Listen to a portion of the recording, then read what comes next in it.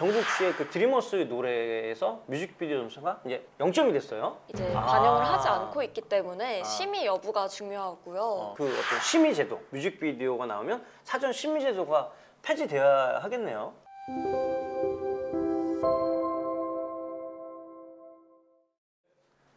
안녕하세요. K-POP 1타 강사 최광호입니다. 자, 오늘은 우리 그 채널에 최초로 시도되는 컨텐츠죠. 저 말고 전문가 한 분 모셔가지고 K-POP계의 핫한 이슈에 대해서 좀 분석하는 시간을 갖도록 하겠습니다.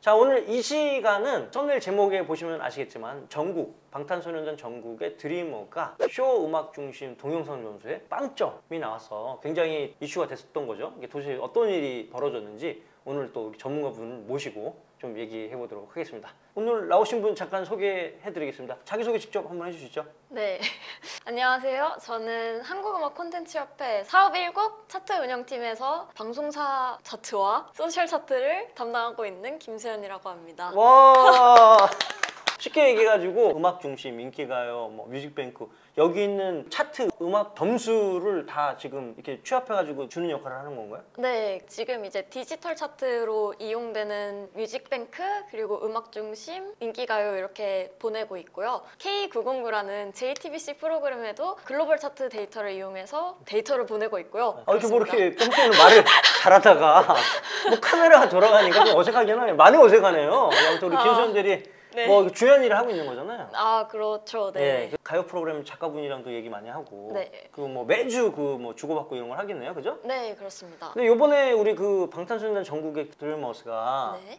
지금 그 음악 중심에서 이제 동영상 점수 이제 빵점인 이유가 보도자료 대충 나오긴 했는데. 요거 관련된 직접적으로 담당자분이 요 얘기를 좀 해주시면 좋을 것 같아서 오늘 이 컨텐츠를 한번 찍어봅니다. 자, 아무튼 이번에 이슈가 됐던 게 쇼 음악 중심에서 정국 씨의 그 드리머스 노래에서 뮤직비디오 점수가 이제 0점이 됐어요. 왜 이렇게 된 겁니까? 일단 이 곡이 나왔을 때 저희가 뮤직뱅크랑 음악 중심 사례를 들어서 설명을 해드리자면 뮤직뱅크 쪽에 그 집계 여부를 물어봤어요. 요때는 요거를 팝으로 분류를 한다고 하셔서 이 곡이 팝이다. 네, 그래서 이제 집계에서 제외해달라는 말씀을 듣고 집계에서 아예 포함하지 않게 되었었고 그다음에 음악 중심에서는 집계에 포함해달라는 말씀을 하셔가지고 이제 집계를 하게 되었는데 심의 내역이 없다고 판단이 내려져서 0점으로 보내게 되었습니다. 그러니까 이제 이게 각 음악 방송사별로 또 여러 가지 정책들이 좀 다르네요. 그러니까 뭐 팝으로 분류할 수도 있고 아닐 수도 있고 이제 그거는 우리가 결정하는 것이 아니라 네. 각 이제 음악 방송사에서 결정한다 이렇게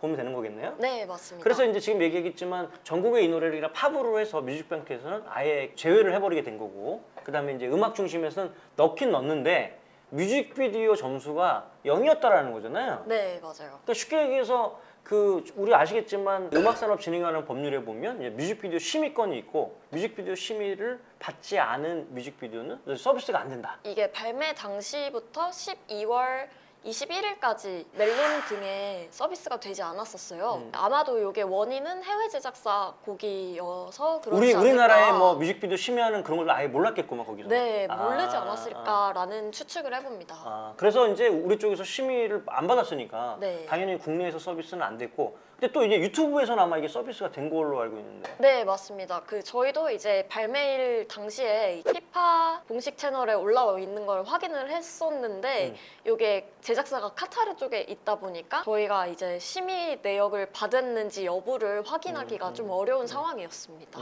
그러니까 이게 뮤직비디오 심의라는 게 영등위에서 심의를 받거나 아니면 이제 방송 심의를 대체할 수 있어요. 그러니까 쉽게 얘기해서 이 뮤직비디오 화면에 뭐 엠넷 로고라든지 SBS나 이런 로고가 박혀 있으면 그게 심의가 된 걸로 보거든요.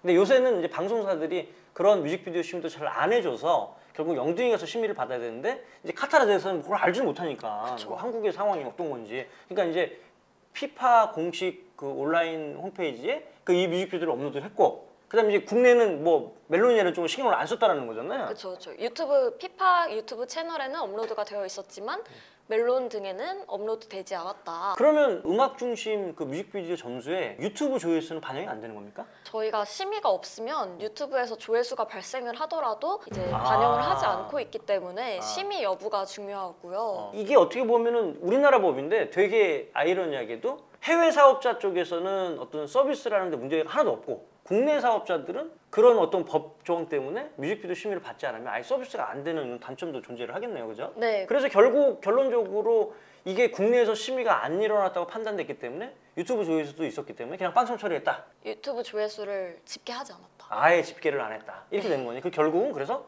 빵점이 된 거네요. 네.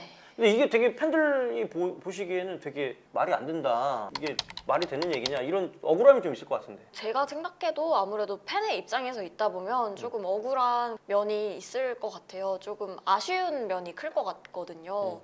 그렇지만 이게 내부적으로 기준이 있다는 거. 그러니까 우리도 뭐 어떤 대한민국이 존재하는 법을 따라야 되는 협회다 보니까, 네, 그죠? 그쵸. 이제 그거를 뭐 우리가 반영해 드리고 싶어도 법 자체가 그렇게 돼 있으니까 그렇죠, 그렇다는 그렇죠. 거죠. 그러니까 네. 이제 오늘 뭐 드리고 싶은 얘기는 당연히 이제 뭐 이러한 어떤 법 때문에 그 뮤직비디오 심의 제도가 계속 한국에서 유지되고 있다. 뭐 이렇게 생각하는 것도 좀 약간 좀 말이 안 되는 것 같기도 하고, 뭐 유튜브로 사람들이 다 볼 수 있는데 멜론에서만 국내 사업자라고 해서 서비스가 안 된다? 제가 보기에는 좀 형평성에 맞지는 않아 보여요. 결국에는 이제 그러한 문제 때문에 어떻게 보면 우리나라 이제 K-팝 가수가 전 세계적으로 인기가 많으니까 해외 제작사가 뭐 피처링이라든 가창을 해가지고 그쪽에서 올 수도 있는데, 그러면 이제 그쪽 외국 제작사들은 아예 그 뮤직비디오 심의라는 게 뭔가 알지도 못할 텐데, 그러면 이런 게 나중에도 좀 문제가 될 가능성이 좀 있겠네요.